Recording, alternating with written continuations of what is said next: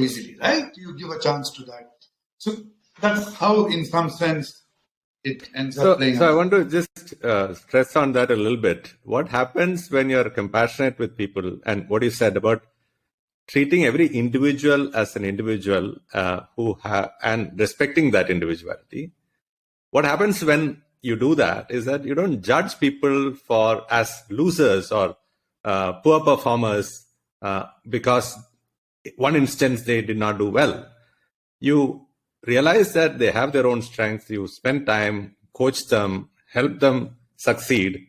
And that builds, in my opinion, a huge amount of trust within the organization. And I'm very sure the growth story of Titan is very strongly tied to the trust factor. A similar story is, let's say, after Satya Nadella took over Microsoft, the enormous growth that happened in Microsoft's valuation, it was stagnating at $200 billion for about 14 years. And then it went to $2 trillion in the next 7-8 years. And that happened from the time Satya joined and changed the culture of the organization. So trust engenders innovation. It engenders people-to-people communication, interaction, openness, all these things. And I think that's what I see in Titan. Also, when you treat that person as a member of the family, that person treats you as a family. Yeah. The company as a family. And therefore, for example, in the last 2 years pandemic time, when in the first quarter of financial year 2021, we were facing the worst losses in our life in the history of Titan. And it was finally also ended up being the worst quarter in the history of Titan. We could so easily have looked only at shareholders and the company and tightened all the screws all around. Whereas we chose actually to look at our vendor partners, our carriers, our franchisees, their employees, our own employees, our NGOs, the communities where we lived, and didn't stop. In fact, not just stop, but we ended up supporting them with loans and grants and hospital vaccination, insurance, transit homes, you name it. And in a way put the shareholders last. As opposed to, from whatever I could make out, many companies putting shareholders first. And because we did that, all the people returned, sort of paid back in the last 2 years with everything, with innovation, hard work, commitment, and the performance in the last 2 years has been fabulous because of their effort. So it's the family sort of taking the family's problem as theirs and just solving it. So we didn't need to supervise, we didn't need to create any major strategy. Of course, we did have to, pivot and all that kind of thing, but create new ways of growing. But the 30,000 people just powered. Amazing. I think it's an amazing story, actually. And a personal beneficiary because I hold a few shares in Titan. So CKV, I think we are coming to the end of this session, and thank you so much. And that's very nice, refreshing, wonderful words of wisdom, actually. Do you have anything specific you can share with possibly the young people who might be listening to this? Yes, very much.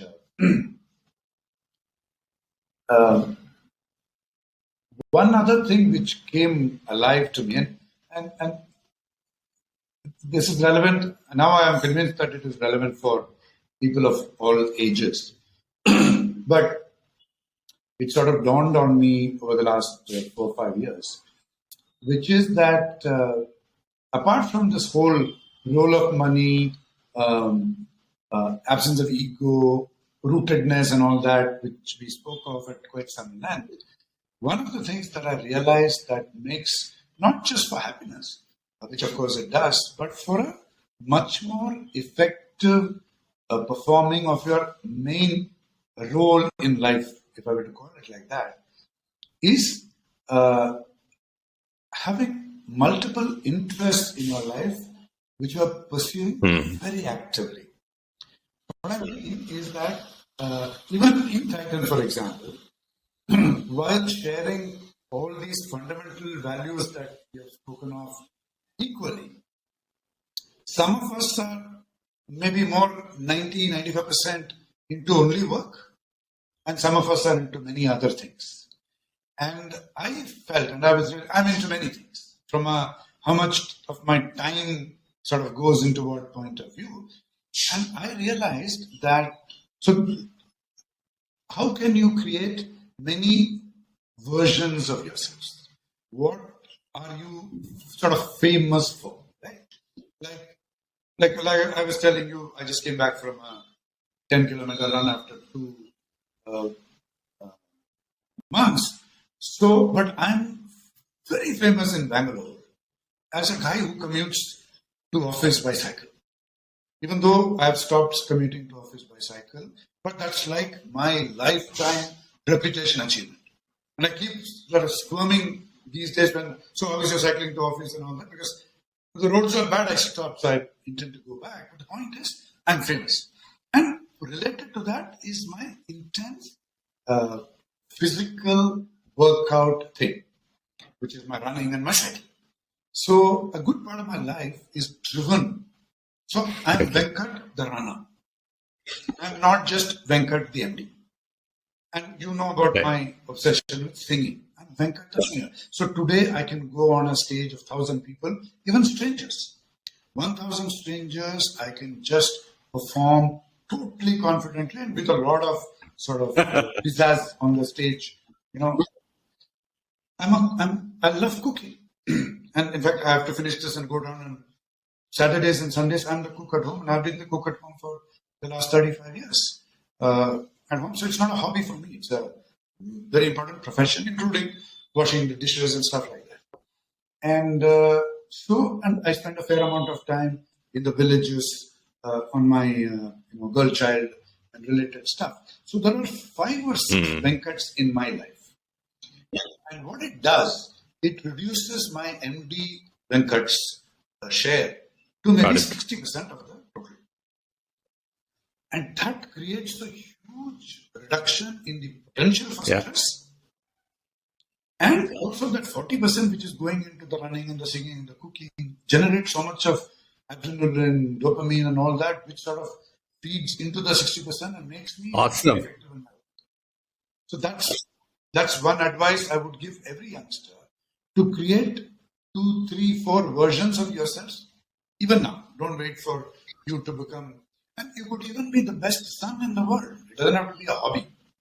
You could just call your father and mother every day. Yeah. If you're outside living somewhere else, just call them every day and talk to them. And make them feel that they have the best son or daughter in the world. That is also another Venkat, if any Venkat is listening to the call like that. So that's one advice I would give. I've benefited. The second thing is a concept that I've created for myself called work-life integration, as opposed to work-life balance. What do I mean by that? Work-life balance seems to suggest after finished work, put a stop to it and enjoy life. And my question is, but I enjoy work. I mean, I really enjoy work. So why the hell should I start it off?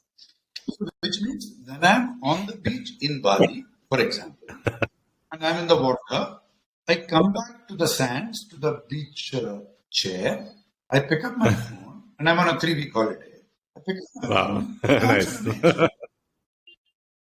Nice. This office assistant says, I'm out of work, and intermittently I may be connected, so please expect a delay in response. I don't do that. Because my response will be real time. On 3 weeks, no mail will go unanswered. Slightly longer. Maybe 6 hours. That's all because I'm not real time logged, right? So therefore, work-life integration. Work is life. So that is the second advice. The third is the keeping technology in its place. What do I mean by that? So, for example, in the office, like yesterday, for 4 hours, I was in various meetings. I did not have my phone with me. 4 hours. What does that mean? That means that I'm listening intently Yeah. to everybody who's speaking. And I'm also watching how many people are on their phones while people are speaking. And it is apart from, not paying attention to whatever is being spoken at that time, which is Disrespectful. Yeah. also, frankly. But also respect and all that. But more importantly, you're not actually concentrating on the point that the person is making, and in a way, ineffectively contributing to the conversation. That's one. The second is mails or messages tend to, if they're in a way bad, if there is some tension sitting in that message, and it's possible in work, right? Yeah. You're immediately distracted. True. Your mind has gone to that subject. Even after you've come back from your phone and apparently listening to the speaker, you're not listening because you've gone there to that other. So I would advise youngsters to look at mail between 9:30 and 10, even on your laptop.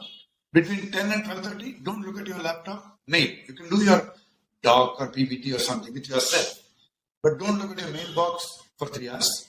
Don't look at your phone for 3 hours. Now, obviously, I'm MD of Titan. You could say I could afford to do this kind of a thing because nobody will be pissed off if I don't respond or whatever. But not everybody is necessarily looking for it. We may second guess often that the boss expects. Like I was reading today, one very good feature in WhatsApp that's coming is you cannot see if I'm online. Okay. Yeah. Okay, and this today's page.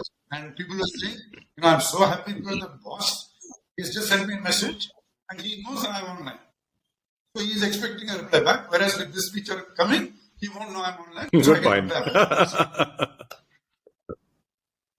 These three advices to live a much more, not just happy life, but much more effective. Awesome, CKV. I think these are extremely important lessons for all of us. The last one is for me very important. I need to take it up very seriously. I do get distracted during meetings looking at my phone. And I think that's actually very disrespectful and I should stop that. And the other two, I think I am sort of very closely following you on those aspects. I also have multiple interests and including calling my mother every day. So yeah, thank you so much for the words advice. And CKV, thank you. This is a wonderful session. Hope to meet you in person soon. Thank you so much. By the way, if you have watched till now, please subscribe. Press the subscribe button. Be kind to me. Please, come on. Thank you. See you in the next episode. Bye-bye.